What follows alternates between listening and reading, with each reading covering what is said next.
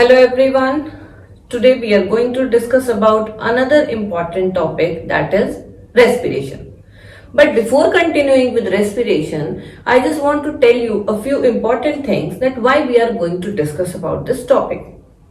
Now we have been reading about the chapters like nutrition in plants, nutrition in animals, and we have been knowing that nutrition is basically that process which helps in providing energy. Now, once we got energy, that energy is being utilized for carrying out different life processes. Those life processes include the growth, the maintenance of the body, then other including like reproduction, how we respire. All these are because of the energy we get after the process of nutrition. Now, respiration is the main topic here which we are going to discuss, but sometimes we often get confused with another term when we are talking about respiration, and that is breathing. We often get confused between the terms breathing and respiration, and today I'll tell you exactly what is the difference between the two. These two are not actually same. They are the different processes which are occurring in the body of a normal human being. We'll be discussing about a few other animals also, but first we will be talking about human respiration. Now, one thing you might have noticed that there are a number of people who go for a walk in the morning, and have you ever thought that why they prefer in the morning? And the reason is very simple. The amount of oxygen is very good in the morning, rather it is high in the morning hours because of the fresh air. Now, one thing you should be knowing that human body is a complex living machine. Machine means which works in a very particular decided manner. Same way human body is also working, but it is living. Means it works, but we have to provide something which makes it working. Because you know that all the machines, they work when we provide some source of energy to them. Either we are talking about a vehicle which needs energy in the form of petrol or diesel, or we talk about other machinery which sometimes require electricity or some other source.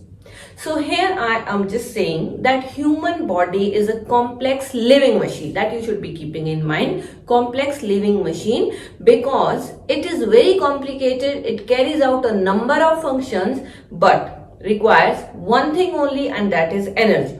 Now, how that energy is provided to this multicellular human body, that we are going to discuss in this topic. Now, when I am talking about, these are two different terms, breathing and respiration. Breathing in the common man's language is a very simple term, means we are taking in air and releasing the air. I am not specifying which air we are taking in and which air we are releasing. But for a normal layman, it is just taking in of air and just giving out of air. And when we read this in detail, we will be knowing that this is the oxygen-rich air which is being entering in the body, and this is the release of carbon dioxide-rich air which is not required by the body. So first I will be telling you about what actually is the process of breathing and how it is connected with respiration. Now, this respiration involves two main processes. One is called as breathing, which I just told you, and second is called as cellular respiration. You have to keep in mind I am writing cellular respiration. The broad term is respiration, and it is carried out by two processes. One is breathing and second is cellular respiration. What do you mean by these two? Breathing is the process or the act of taking in oxygen-rich air and giving out carbon dioxide-rich air to the atmosphere. That is called as breathing. It means breathing is being done by every organism which is surviving, whether it takes through the nose or takes through the skin. Means they are taking in oxygen-rich air and giving out carbon dioxide-rich air. Then second process is cellular respiration. Here I have mentioned cellular. Cellular because it takes place in cells. Cells are basic unit of life. This we have already read in first chapter of class 7. And in that we have been reading that cell is that basic unit of life which will combine to form a whole multicellular organism like human being. Now, when cell is present, it is carrying out all the activities by itself, like amoeba does all the processes in that single cell only. But human beings have defined system, so it will have a particular system for doing a particular function. Like human beings have human respiratory system, digestive system we have already read. Then it has excretory system we will be reading in the next few chapters. So the organization in human being is quite different. How it occurs is, there are cells present. Cells will combine to form tissues. The group of cells which perform the same function are called as tissues. Tissues combine to form organs. A group of tissues performing the same function, have specific function, are called as organs. And then organs will form organ system. Now, organ system means a group of organs which are combined to perform a particular function, or they all together do the same function, are called as organ systems. And when so many organ systems they combine, they ultimately lead to the formation of an organism. So you will find that ultimately this cell is the basic unit of life which has led to the organism.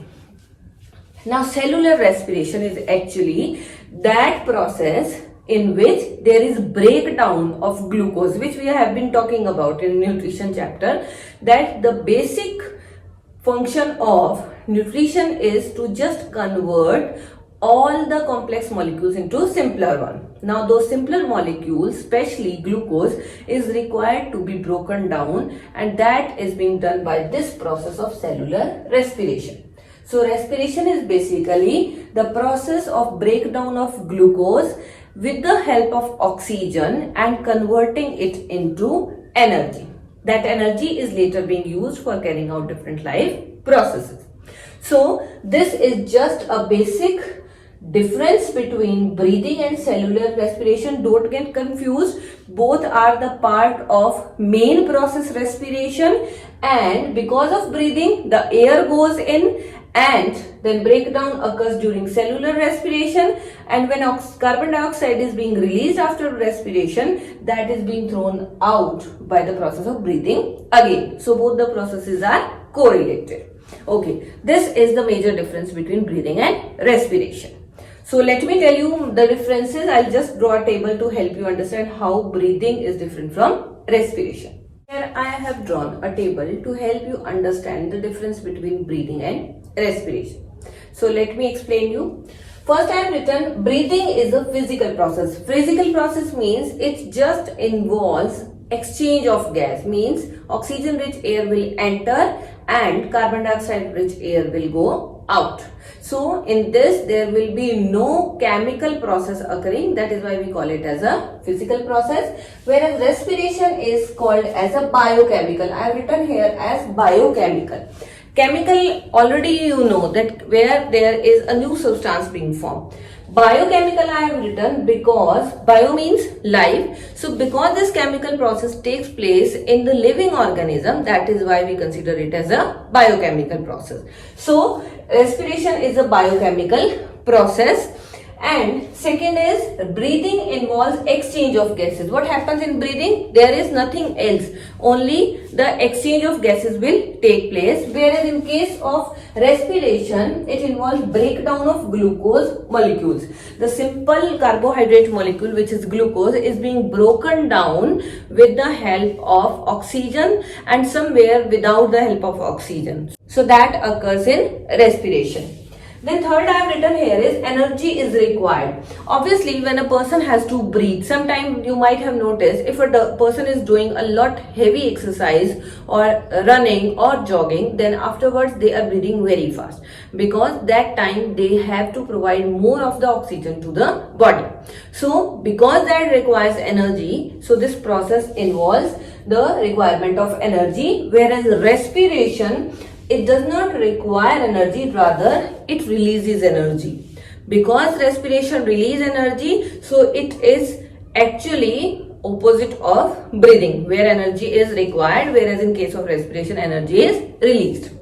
Then Next I have written no enzymes are required for the process of breathing, because it is a physical process, and physically you know there is just change in shape, size or color. So here why I am talking about it as physical process, because during breathing only the size of our lungs increases and decreases depending upon whether we are taking in air or we are releasing air. So because it does not involve any chemical process, so no enzymes are required. Whereas in case of respiration, because breakdown of glucose molecule has to take place, and that will occur because of the presence of certain enzymes. Like when we are reading about nutrition in animals, we are reading that there are certain enzymes present which help in conversion of complex molecules to simple molecules. Same way there are certain enzymes which are helpful in breakdown of glucose into the simple molecules of carbon dioxide, energy and water.